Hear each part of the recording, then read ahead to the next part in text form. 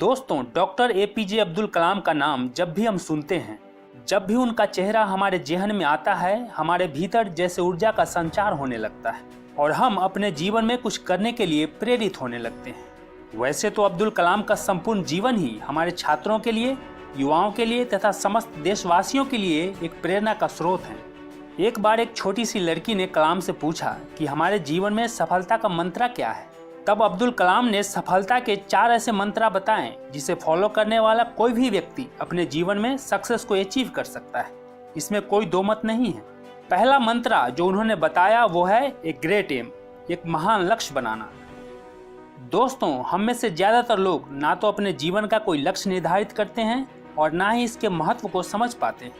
हर व्यक्ति के जीवन में एक लक्ष्य का होना बहुत ही अनिवार्य है, क्योंकि लक्ष्य विहीन मनुष्य जीवन भर पशुओं की भांति विचरण करता रह जाता है।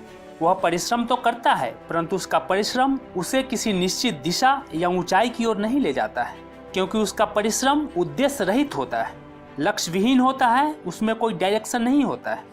वहीं दूसरी ओर जीवन में एक निश्चित लक्ष्य रखने वाला व्यक्ति अपनी समस्त ऊर्जा को लक्ष्य के प्रति आसानी से केंद्रित कर देता है, एकदम फोकस्ड रहता है, जिससे वह व्यक्ति दिन प्रतिदिन प्रगति की ओर अग्रसर रहता है और एक दिन अपने लक्ष्य को हासिल कर लेता है। दोस्तों, याद रखिए, तकदीर बदल जाती है जब जिंदगी का हो कोई मकसद, वरना उम्र कट जाती है तकदीर को इल्जाम देते देते। दूसरा मंत्र जो कलाम बताते हैं वो है कंटिन्यूअसली एक्वायर नॉलेज, लगातार सीखते रहना, ज्ञान अर्जित करते रहना। दोस्तों, मैंने बहुत से ऐसे छात्रों को देखा है जो एक दिन जोश में 8 घंटे तक पढ़ाई तो कर लेते हैं, उसके बाद अगले 8 दिनों तक किताब को छूते तक नहीं है। इससे क्या फायदा होगा?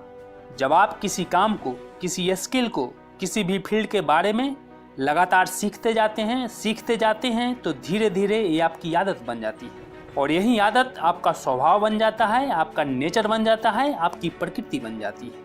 इसीलिए जो भी आपका लक्ष्य है, जो भी आपका फील्ड है, उसके बारे में इतना ज्ञान अर्जित कर लें, इतना नॉलेज इकट्ठा कर लें कि कोई भी बाधा, कोई भी मुश्किलें आपके सामने टिक न सके। तीसरा मंत्र है हार्ड वर्क, कड़ी मेहनत। दोस्तों, हार्ड वर्क, मेहनत सीढ़ियों की तरह होती है और भाग्य लिफ्ट की तरह। किसी भी समय लिफ्ट तो बंद हो सकती है, पर सीढ़ियां हमेशा ऊंचाई की तरफ ले जाती है। मेहनत वो सुनहरी चाबी है जो बंद किस्मत के दरवाजे को खोल देती है। पसीने की स्याही से जो लिखते हैं अपने इरादों को, उनके मुकद्दर के पन्ने कभी कोरे नहीं हुआ करते।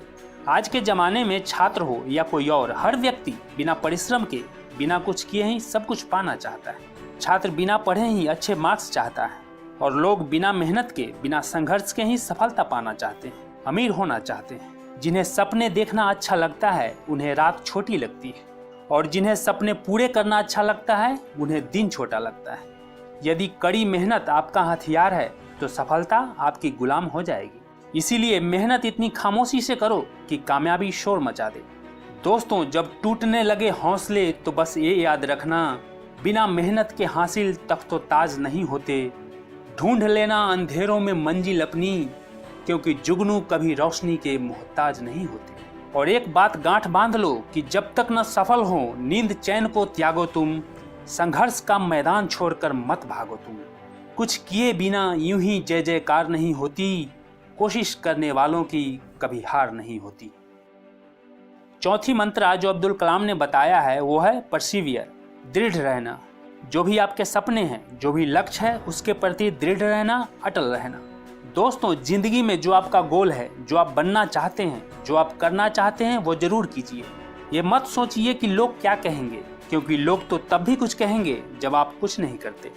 सोचो, थॉमस एडिसन ने जब लाइट बल्ब का आविष्कार किया तो वो 1 बार, 2 बार या 100 बार फेल नहीं हुए, बल्कि पूरे 1000 बार फेल हुए, लेकिन कभी अपने लक्ष्य को नहीं छोड़ा, कभी अपने मार्ग से नहीं भटके, पूरी दृढ़ता के साथ डटे रहे और सफल हुए।